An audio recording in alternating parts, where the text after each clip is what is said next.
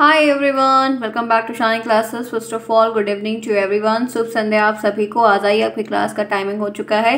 I hope आप लोगों के यहाँ जो शॉर्ट आउट प्रॉब्लम थी शॉर्ट आउट हुई होगी, कि बहुत जगह हो गई, बहुत सारी सिटीज़ में। फिलहाल के लिए हम क्लासेस कर रहे हैं, क्योंकि अगर मान लीजिए जैसे कोई इशू है तो आप लोग बाद में देख लीजिएगा अब क्या ही ऑप्शन है। कल वैसे भी एक ही क्लास हुई थी, उसके बाद हो नहीं पाई थी, तो एक दो क्लास तो होना नेसेसिटी है। चलिए फिर शुरुआत करते हैं। आज संडे का हमारा टाइम जो है यूटिलाइज होना चाहिए, क्योंकि आज थोड़ा सा वर्क मिलता है, मुझे फ्री टाइम मिलता है कि मैं और वर्क कर पाऊँ। सो मैंने क्लास को करना ज़रूरी समझा कि कुछ बच्चे हैं उनके लिए होता है, जो नहीं देख पाएंगे वो बाद में देख लेंगे। आइए फिर शुरुआत करते हैं आज की इस क्लास की। तो यहाँ पर बहुविकल्पी प्रश्न से एक टॉपिक आपको दिख रहा है, और थंबनेल पे तो आपने ऑलरेडी देख लिया होगा कि आज हम यहाँ पर क्या पढ़ने वाले हैं। तो क्या पढ़ने वाले हैं फ्रेंड्स, आज हम यहाँ पर मैं आपके लिए कंप्यूटर लेकर आई हूँ, क्योंकि आप लोग को बहुत सारा थोड़ा प्रॉब्लम इस सब्जेक्ट में है, क्योंकि ये टेक्निकल थोड़ा सा होता है, लेकिन बहुत इंटरेस्टिंग है। मेरा तो फेवरेट सब्जेक्ट है, बहुत ज़्यादा अच्छा है, क्योंकि हम कुछ ऐसे फंक्शंस होते हैं जो फ़ोन में उनमें सिमिलरिटीज़ होती है, तो शायद हम कनेक्ट कर पाते हैं। और वैसे भी टाइम बढ़ रहा है, तो टाइम के साथ हमको हर चीज़ को करना चाहिए। चलिए फिर शुरुआत कर रहे हैं। ये आपकी 25 नंबर की सीरीज़ रहती है, पेपर रहता है। आपको 12 नंबर पासिंग लाना, 11 आएगा तो बैक आएगा, ठीक है, और 13 और 12 रहेगा तो पासिंग 1 नंबर ज़्यादा। इसलिए ध्यान रखिए कि आपको इस क्राइटेरिया को हर कीमत में अच्छा करना है। बैक लगती है, पिछले सेमेस्टर में सभी सब्जेक्टों में बैक लगी हुई थी, इसलिए आप हर चीज़ से अवगत रहें। बैक को बोलना इसलिए ज़रूरी रहता है ताकि आपको डर भी पता रहे कि कहाँ कहाँ डर है, क्योंकि डर होना बहुत ज़रूरी है। तो ये आपका एक अच्छा पेपर है, नंबर बढ़िया मिल जाता है, प्रॉब्लम नहीं होती। और मैंने भी काफ़ी अच्छे से बताया, बहुत कुछ दिखाकर भी आपको बताया है कौन कहाँ पर है, क्या कैसे है।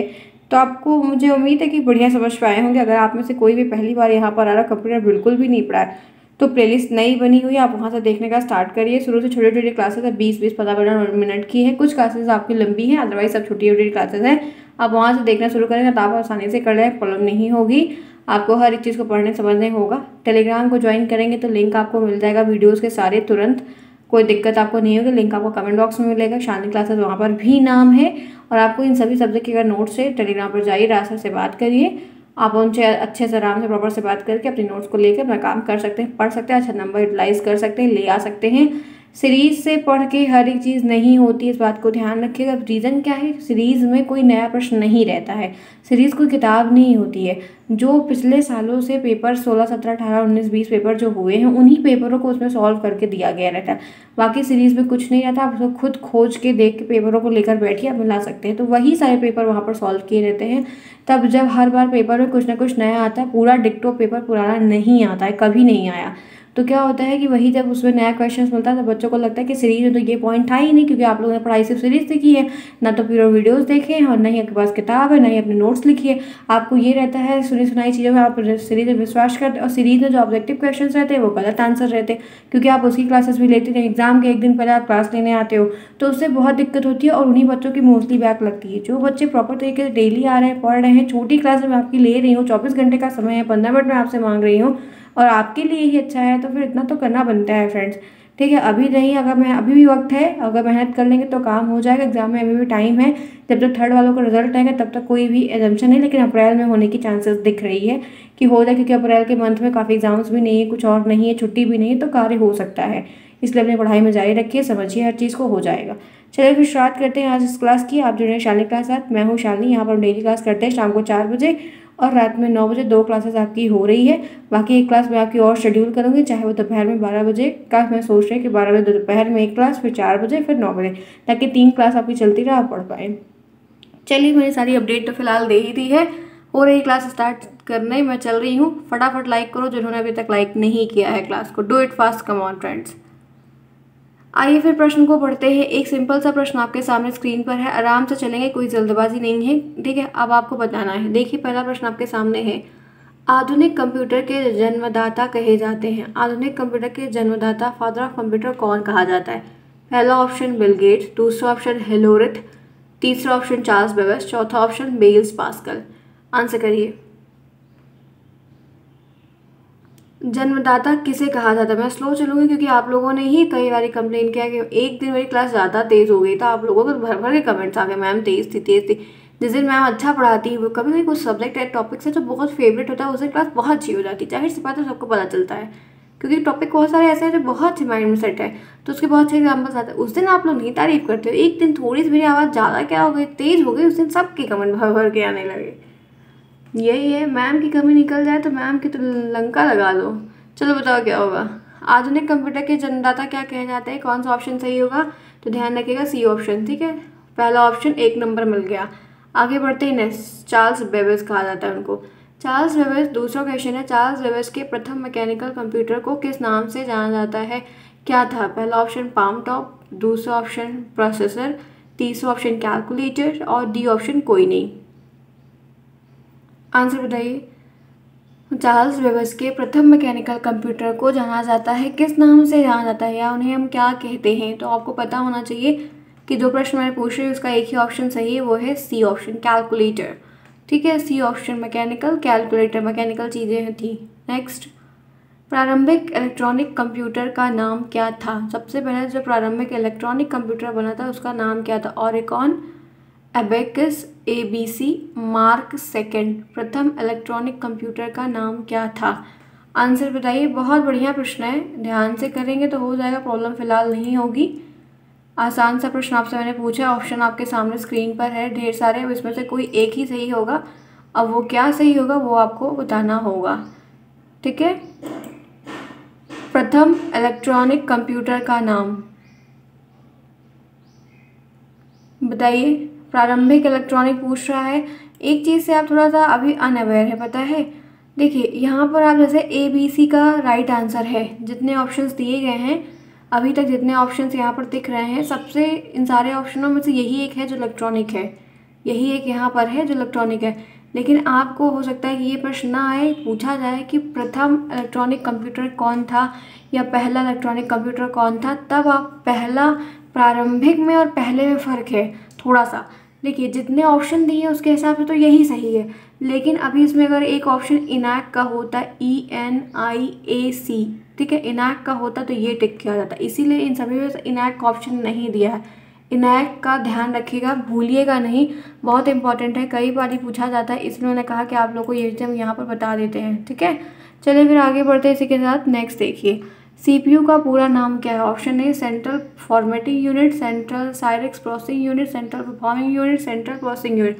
तो CPU, ठीक है, ये ब्रेन होता है, कंप्यूटर का दिमाग होता है, सबसे तेज परफॉर्मिंग, सब कुछ इसी के हाथ में, कंट्रोल में है, तो वो है C option, central processing unit. Hindi में भी फुल फॉर्म तैयार होना चाहिए और इंग्लिश में भी तैयार होना चाहिए।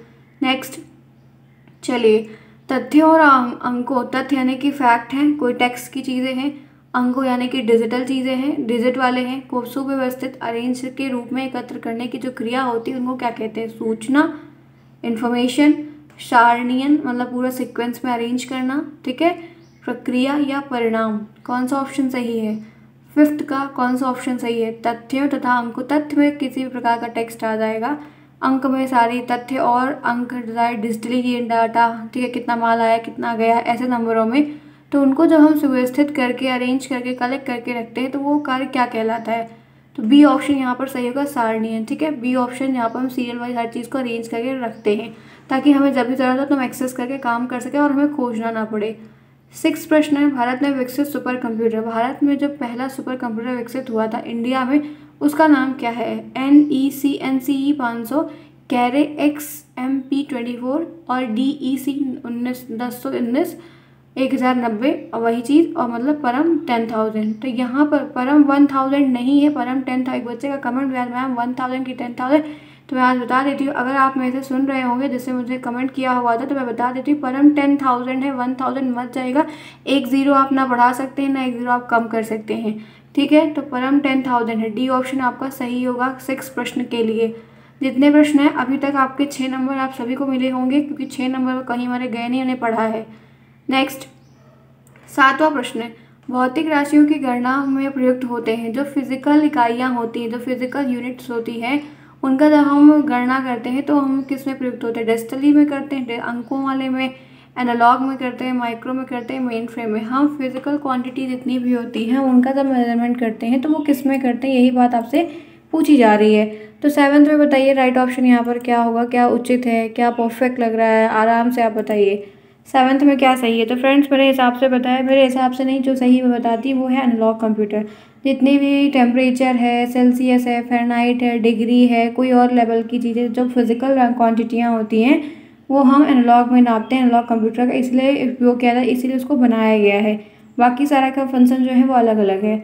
आगे चलते हैं, बाइनरी कोड कहलाता है। बाइनरी कोड क्या कहलाता है? असेंबली भाषा, मशीनी भाषा, HTML और उच्च स्तरीय भाषा यानी कि हाई लेवल लैंग्वेज। तो जो बाइनरी कोड होता है, बाइनरी कोड का मतलब समझते हैं 0 और 1। 0 का मतलब ऑफ होता है, जिनको नहीं पता जान लेना, चाहे फिजिक्स पढ़ो, चाहे केमिस्ट्री पढ़ो, चाहे इंग्लिश की कंप्यूटर की लैंग्वेज C++, जावा, .NET, ओरेकल, RJS कुछ भी पढ़ो। 0 का मतलब ऑफ होता है, 1 का मतलब ऑन होता है। ये बात ध्यान में बैठा लो अपने। तो यहाँ पर बाइनरी कोड का मतलब यहाँ पर क्या है बताइए, गलत नहीं करने का। बहुत आसान सा है, कई बार पढ़ने के दौरान मैंने बात आपसे डिस्कस की है, फुली बताया हुआ है। फिर आज एक बार और बता दे रही हूँ, जिन्हें नहीं आता या पहली बार यहाँ पर आए हुए हैं, नहीं पढ़ पाए थे मेरे साथ किसी कारणवश, तो फ्रेंड्स नोट्स ले लीजिए, उसमें सब कुछ दिया गया, बहुत बढ़िया दिया गया है। डरिए मत, हर चीज़ अच्छा होगा। मत सोचिए कि ऐसा कुछ होगा, ज़रूरी नहीं है कि लिखिए, फ़ोन में ही रहे, ट्रेवल कर रहे हो, काम कर रहे हैं, ऑफिस में कहीं भी है तो उसको खोल के पढ़िए। अब बहुत सारी चीज़ें हम भी लेते हैं, पढ़ते हैं, हर समय उसको प्रिंट थोड़ी करवाते हैं, कितना प्रिंट करवाएंगे, उसको कैरी करो, फिर जहाँ फ़ोन में रहता था आसानी से आप पढ़ लो, कोई प्रॉब्लम नहीं है, ठीक है। आपको मैनेज करना होना चाहिए कि आप कैसे मैनेज करोगे। बाइनरी कोड मशीन भाषा में, ठीक है, किस लैंग्वेज में? मशीन लैंग्वेज में, जो 0 और 1 के फॉर्म में होती है और वो उस हिसाब से चलती है। आगे बढ़ते इसी के साथ चलते हैं नेक्स्ट। 9th पढ़िए, प्रश्न क्या है? 9th आपके सामने दिया है, कम कीमत के कंप्यूटर जिसके प्राइस कम है, जो ऐसे कंप्यूटर मार्केट में अवेलेबल जिनके प्राइस कम है। अब ये जियो जो है, रिलायंस की तरफ से एक कंप्यूटर निकाला गया, लैपटॉप निकाला गया जो 30,000 रुपये का है। 30,000 रुपये का है, हाँ मैंने देखा 30,000 का, लेकिन बहुत अच्छा वर्केबल नहीं दिखा, लोगों के रिव्यूज़ उतने अच्छे नहीं हैं। 30,000 का सबसे सस्ता लैपटॉप है, उससे सस्ता फिर वर्किंग में लैपटॉप नहीं है, रैम कम मिलेगी ना, जितना सस्ता लैपटॉप रहेगा उसमें वर्किंग स्पेस कम मिलेगा, उतना GB रैम वगैरह TB वगैरह कम होगी, इसीलिए उसको लोग नहीं लेते। लेकिन रिलायंस का एक 30,000 का आया, लेकिन रिव्यूज़ थोड़े कम अच्छे देखने को मिले, तो वैसे चीपेस्ट बनाया गया है। तो कम कीमत के कंप्यूटर की बात करते हैं तो माइक्रो कंप्यूटर सस्ता होता है, मिनी कंप्यूटर सस्ता होता है, मेन फ्रेम सस्ता होता है कि सुपर कंप्यूटर सस्ता होता है। ये भी मैंने आपको एडवांटेज डिसएडवांटेज में पढ़ाया है और पूरी बात क्लियर बताई है। तो कम कीमत के कंप्यूटर कौन होते हैं बता सकते हैं क्या होगा?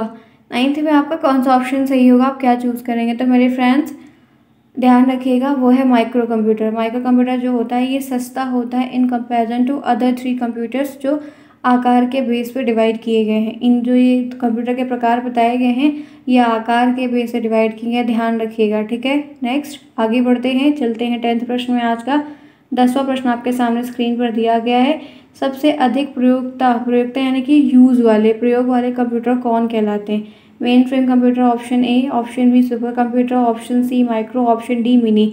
ऐसा कौन सा कंप्यूटर है जो सबसे ज़्यादा यूज़ है, काफ़ी यूज़ होता है, ज़्यादा मात्रा में यूज़ करते हैं सभी, यूज़र फ्रेंडली भी है, पोर्टेबल भी है, ईजी भी है, कह सकते हैं। पोर्टेबल क्या, ईजी है, बताइए 13 क्या होगा? 13 में आपको 13 नहीं 10th है, तो 10th में आपको क्या लग रहा है? तो फ्रेंड्स पता है सबसे जो अधिक यूज़ वाला कंप्यूटर की अगर हम बात करते हैं तो वो माइक्रो कंप्यूटर है। ये माइक्रो कंप्यूटर में जितने भी डेस्कटॉप आते हैं, जितने भी लैपटॉप आते हैं वो इस कैटेगरी में आते हैं। लोग main frame, super computer, mini, ये सब बड़ी बड़ी इंडस्ट्रीज, साइंटिस्ट के रिसर्च लैब वहाँ पर यूज़ होता है, ऐसा नॉर्मली नहीं। लेकिन जो लैपटॉप है, जो डेस्कटॉप है वो बच्चा बच्चा यूज़ कर रहा है, इसीलिए सबसे ज़्यादा यूज़ जो है वो यही है। इसीलिए इसको सस्ता भी बनाया गया ताकि हर एक इंसान टेक्नोलॉजी के साथ आगे बढ़ सके, जिससे देश का विकास हो। आगे बढ़ते हैं इसी के साथ, शिक्षा में कंप्यूटर का प्रयोग। शिक्षा में जो एजुकेशन है इसमें कंप्यूटर का प्रयोग कैसे? परीक्षा परिणाम की घोषणा में यूज़ होता है, विद्यार्थी को पढ़ाने के लिए यूज़ होता है, शिक्षा प्रशासन में यूज़ होता है, या उपरोक्त सभी? तो फ्रेंड्स बहुत अच्छा प्रश्न है, ईजी है, बढ़िया प्रश्न है। फिलहाल आएगा नहीं आपको ऑब्जेक्टिव, तो कंप्यूटर में 5 ही देखने को मिलेंगे, कंप्यूटर में 5 ही ऑब्जेक्टिव आएंगे, आपको अच्छा नंबर मिल जाता, दिक्कत नहीं होती। बड़ा इंटरेस्टिंग सब्जेक्ट है, सिंपल सिंपल बातें पूछता है और हम लिखते हैं। अब ऐसे भी आपके पेट के एग्ज़ाम में आप जो भी वीडियो का देंगे, जो लोग पास हुए, लेखपाल का जो लोग देंगे, बहुत जगह आपको कंप्यूटर काम आता है, एक पर ढेर सारे काम हो जाते हैं। चलिए बताइए, तो यहाँ पर डी ऑप्शन सही होगा क्योंकि हम इसको पढ़ने में यूज़ कर रहे हैं। परिणाम रिजल्ट कोई निकल रहा है, फॉर्म कोई आ रहा है, कोई न्यूज़ आ रही है, शिक्षा प्रशासन में काफ़ी बेहतरीन इसका आज के समय में यूज़ हो रहा है, और कहीं ना कहीं हम भी एक छोटे कम्युनिकेशन के थ्रू कम्युनिकेट कर पा रहे हैं। आगे बढ़ते हैं, इससे पहले कि आप लोग फटाफट लाइक करो क्लास को, उसके बाद हम चलते हैं आगे, जोरदार प्रश्न को करेंगे। आई होप आप लोगों ने लाइक कर लिया होगा, फटाफट लाइक करिए। चलिए जिन्होंने नहीं किया है, मंदिर में आना है तो घंटी ज़रूर बजाना है, ये काम किए फिर एनर्जी नहीं आएगी, बूस्टअप नहीं होगी। वैसे भी लाइट आप देख ही रहे हैं कटी हुई आप लोगों के यहाँ फिलहाल, ठीक है, चलिए कोई नहीं, दिक्कतें दूर हो जाएंगी। बहुत सारे मीम भी वायरल हो रहे हैं आजकल लाइटों को लेकर। चलिए बताइए क्या होगा, कौन सा ऑप्शन सही होगा। चलिए फिर आगे बढ़ते हैं, नेक्स्ट प्रश्न देखते हैं। वोलेटाइल मेमोरी कहते हैं, वोलेटाइल मेमोरी किसको कहते हैं? प्रोम को कहते हैं, रोम को कहते हैं, ई प्रोम को कहते हैं, रैम को कहते हैं। वोलेटाइल और non volatile, they are two type of memories. ठीक है, एक नाम है इनका। प्राइमरी मेमोरी, सेकेंडरी मेमोरी अलग होती है, volatile memory, non volatile memory अलग होती है। तो कई अलग अलग नामों से भी पूछ सकता है, इस बात को ध्यान रखिएगा। तो पूछ रहा है आपसे वोलेटाइल मेमोरी किसको कहते हैं, जल्दी बताइए, ध्यान से बताइएगा। अच्छा प्रश्न है, ऑब्जेक्ट आपके ऑप्शन आपके सामने है, ताकि गलती आप ना करें, सोच समझ के बताइए। एक बढ़िया अच्छा रिजल्ट है। रैम, रोम, प्रोम, ईप्रोम क्या है, कुछ याद आ रहा है? रिवीजन कर रहे हैं कि नहीं? अगर आप लोग वही बच्चे कर पाएंगे जो रिवीजन किए हैं, नोट्स लिए हैं या पढ़े हैं, बुक है उनके पास, नोट्स बनाए हैं, चाहे जो कोई एक सोर्स उनके पास पढ़ने का है, तो वही बच्चे आराम से कर पाएंगे। ध्यान रखिए, क्योंकि सीरीज से ऐसा रट्टा मारने से बहुत सारी चीज़ें फिर नहीं आएंगी, जितना सीरीज में दिया उतना ही आएगा। तो बताइए क्या होगा। चलिए आइए फिर मैं बता देती हूँ। राइट आंसर आपको पता है यहाँ पर क्या होगा, आपका डी ऑप्शन सही होगा। रैम, RAM, रैम, जिसको कहते हैं, फुल फॉर्म है रैंडम एक्सेस मेमोरी। ठीक है, वोलेटाइल मेमोरी ये होती है, ध्यान रखिएगा, गलती मत करिएगा वरना आप परेशान ज़रूर हो जाएंगे कि आपको ये चीज़ें कंफर्म नहीं होगी। ठीक है, RAM is a volatile memory, ये मोबाइल जो मेमोरी होती है जिसमें हम डाटा को करंटली रनिंग परफॉर्मेंस में यूज़ कर सकते हैं, काफ़ी कुछ। ठीक है, बहुत सारी चीज़ें इनके बारे में है, तो ध्यान रखिएगा कहीं आप गलती ना कर दें। चलिए आगे इसी के साथ फिर देखते हैं नेक्स्ट प्रश्न यहाँ पर क्या है, ध्यान रखिएगा। आंकड़ों को डाटा में प्रविष्ट करने की प्रक्रिया क्या होती है? अदा करना, प्रदा करना, प्रोसेसिंग मेमोरी। प्रविष्ट का मतलब जानते हैं इनपुट देना। तो जब आप डाटा है, कोई चीज़ है, उसको आप इनपुट दे रहे हैं, तो वो प्रोसेस क्या कहलाता है? अदा का मतलब, अदा करने का मतलब इंग्लिश में ध्यान मुझे भी इतनी हिंदी का थोड़ा रहता है, लेकिन मुझे ये सारी चीज़ें पढ़ते पढ़ते आ रही हैं। अदा का मतलब होता है इनपुट देना, ठीक है, और प्रदा का मतलब होता है आउटपुट। तो जब कंप्यूटर में आपको प्रविष्ट करना है, डाटा वगैरह कुछ प्रविष्ट करवा के कार्य करवाना है, कोई ऑपरेशन करवाना है, तब आप क्या करेंगे? तो आंकड़ों को कंप्यूटर में प्रविष्ट करवाने के लिए अदा की प्रक्रिया होती है। तो यहाँ पर आपका इस क्वेश्चन के लिए आपका ए ऑप्शन सही होगा। आगे बढ़ते हैं। कंप्यूटर का दिमाग होता है, कंप्यूटर के पास दिमाग होता है, जैसे आपके पास दिमाग है वैसे कंप्यूटर के पास भी है। तो पहला ऑप्शन मेमोरी है, क्या मेमोरी इसका दिमाग है? CPU है, हार्ड डिस्क है, फ्लॉपी डिस्क है। तो मेरे फ्रेंड्स, आप सभी को अभी मैंने पढ़ाया, ऊपर बताया है कि कंप्यूटर का जो दिमाग है, जो उसका ब्रेन है, वो CPU होता है, सेंट्रल प्रोसेसिंग यूनिट होता है, ये उसका दिमाग होता है, क्योंकि दिमाग उसको ये हर चीज़ बताता है क्या करना है, नेक्स्ट क्या, इसका आउटपुट दे, उसका आउटपुट दे, ये सारी चीज़ें यहाँ पर ध्यान रखनी होती है। नेक्स्ट आइए, इनपुट उपकरण है, इसमें से कौन एक इनपुट डिवाइस है? स्पीकर इनपुट डिवाइस होता है, प्रिंटर इनपुट डिवाइस होता है, मॉनिटर इनपुट डिवाइस होता है, scanner input device. Input device वो होता है जिसको हम छू सकते हैं, देख सकते हैं, और हम उस पर मतलब हम उस पर इनपुट दे सकते हैं, उस पर हम डाटा या कोई हमें काम करवाना है, हम उसको टास्क दे सकते हैं, उसको समझा सकते हैं, सहेज सकते हैं प्रकार से। तो क्या आप क्या कर सकते हैं, कैसे इनपुट किससे देंगे, तो क्या कहेंगे, कौन सा ऑप्शन इतने सारे ऑप्शनों में से बेस्ट है? एक ही ऑप्शन बेस्ट है, वो है स्कैनर। ठीक है, डी ऑप्शन जो है वो सही है। आगे चलते स्कैनर के थ्रू हम कोई भी चीज़ डाल के स्कैन कर सकते हैं, और बाकी सारे जितने ऑप्शन दिए वो आउटपुट है। आउटपुट उपकरण कौन सा है? Option A keyboard, mouse, projector, light, pen. अब इसमें से आउटपुट कौन सा है, क्या ऑप्शन सही होगा, जल्दी बताइए। बहुत बढ़िया सब्जेक्ट है, एकदम फेवरेट, जुबान पे रहने वाला सब्जेक्ट है ये। आप अगर मेरी पूरी क्लासेस देखे हैं तो आप आराम से कर ले जाएंगे। ध्यान रखिए, कुछ नहीं है, डरना नहीं है। कुछ सब्जेक्ट में दिक्कत है बच्चों को कंप्यूटर, लेकिन डरना नहीं, आराम से हो जाएगा। बस बात को सुन लो, रिवीजन कर लो, शुरू से क्लासेस को देख लो फिर से एक बार, तो बुराई थोड़ी है, चीज़ें आ जाएंगी, दिक्कत क्या है। चलिए बताइए क्या होगा, फटाफट आंसर करिए क्या होगा। तो फ्रेंड्स, आपको पता है कि यहाँ पर से प्रोजेक्टर जो है, जो हमें पूरा एक आउटपुट दिखाता है, स्क्रीन पर चलता रहता है, बाकी जितने भी ऑप्शन है वो सारे के सारे इनपुट डिवाइसेज हैं। नेक्स्ट देखते हैं, कंप्यूटर में एक इकाई से दूसरी इकाई तक आंकड़ों को पहुंचाने का कार्य कौन करता है? डाटा बस करती है, एड्रेस बस करती है, कंट्रोल बस करती है, उपयुक्त सभी। आंसर करिए क्या होगा, जल्दी बताइए। कंप्यूटर में बहुत सारी इकाइयाँ हैं, बहुत सारी यूनिट्स है, बहुत सारे वर्क है, तो एक प्लेस से दूसरे प्लेस तक पहुँचाने के लिए कौन कार्य करता है? आंसर करिए जल्दी से, जल्दी बताइए क्या होगा, क्या लग रहा है? बस आपने टोपोलॉजी के बारे में पढ़ा है, याद आ रहा है? टोपोलॉजी के बारे में रिमेंबर है, गर्ल्स एंड बॉयज़ बोथ, याद आ रहा है? टोपोलॉजी के बारे में पढ़ाया था, टोपोलॉजी संबंधित प्रश्न बताए थे कि नहीं बताए थे? तो यहाँ पर ध्यान रखना है कि डाटा बस है, ठीक है। बस लिखा तो उसका मतलब ये नहीं कि आप सारी बस में चढ़ जाओ, नहीं, आपको अगर कहीं जाना है तो आप जहाँ जाना है उसी की बस में चढ़ोगे, सारी बसों में नहीं चढ़ोगे। तो कोई डाटा है, यूनिट है, फाइल है, कुछ भी है, तो एक जगह से दूसरी जगह भेजने के लिए आप डाटा बस का इस्तेमाल करते हैं। बाकी जो है वो एड्रेस बस कंट्रोल बस है, लेकिन सबके अलग अलग परफॉर्मिंग है, सबका अलग अलग फंक्शन है। नेक्स्ट देखिए, कंप्यूटर प्रोग्राम कहलाते हैं। कंप्यूटर के जो प्रोग्राम होते हैं उनको हम क्या कहते हैं? ऑपरेटिंग सिस्टम कहते हैं, हार्डवेयर कहते हैं, सॉफ्टवेयर कहते हैं, इनमें से कोई नहीं। जो कंप्यूटर के प्रोग्राम्स होते हैं वो क्या कहलाते हैं? जल्दी बताइए, कंप्यूटर के जो प्रोग्राम्स होते हैं वो क्या कहलाते हैं? एक अच्छा प्रश्न है, ये भी आंसर करिए। चलिए मैं बता देती हूँ, जिन्हें नहीं पता ध्यान से। कंप्यूटर के जो प्रोग्राम्स होते हैं उनको हम सॉफ्टवेयर कहते हैं, ठीक है। क्या कहते हैं? सॉफ्टवेयर, क्योंकि कंप्यूटर के जैसे C++, जावा, ये सब जो लैंग्वेज हैं इनका इस्तेमाल करके site, website, app development, back and, front end, data analysis, data mining, ML, AI बहुत कुछ होता है, बहुत बड़ी दुनिया है। वो भी एक काम की फील्ड की इंजीनियर्स जो बनते हैं, तो वो कंप्यूटर के प्रोग्राम्स सॉफ्टवेयर में होते हैं। आगे बढ़ते हैं, इसी के साथ चलते हैं नेक्स्ट। रोम का पूरा नाम क्या है? रोम का पूरा नाम क्या है? Random on memory, random original memory, random read only memory, उपरोक्त में से कोई नहीं। तो रोम और रैम का नाम अगर आप भूल रहे हैं तो बहुत बड़ी मिस्टेक कर रहे हैं, ध्यान रखिएगा। तो यहाँ पर जो प्रश्न मैं आपसे अभी तक पूछ रही हूँ, जो प्रश्न पूछे जा रहे हैं, एक ही ऑप्शन यहाँ पर सही है, वो है रीड ओनली मेमोरी। ठीक है फ्रेंड्स, तो आपकी ये छोटी सी क्लास हुई है। मैंने आज छोटी सी क्लास को कंडक्ट किया, जिसमें मैंने आपको 19 प्रश्न करवाई है। 19 बना है, क्रॉप हो गया है, तो 19 प्रश्न मैंने करवाया है। आई होप आपको एंजॉय हुआ होगा, क्योंकि आप लोग क्या थोड़ा सा इशूज़ है लाइट का, जैसे सॉर्ट आउट होती है प्रॉब्लम पता ही सबको चल जाएगा, तो उसके हिसाब से फिर हम क्लासेस भी करेंगे। अगर सब कुछ सही रहा तो हम जैसा रहेगा फिर आपको टेलीग्राम पर इन्फॉर्म करेंगे, तो आप लोग की 9 बजे वाली क्लास भी अपने सेम टाइम पर होगी, ठीक है। तो कैसी रही क्लास ज़रूर बताइएगा। अगर अच्छी लगी, पसंद आई है तो जाते जाते लाइक करिएगा। फिर मिलते हैं नेक्स्ट में, तब तक के लिए take care, bye bye, see you soon, best of luck.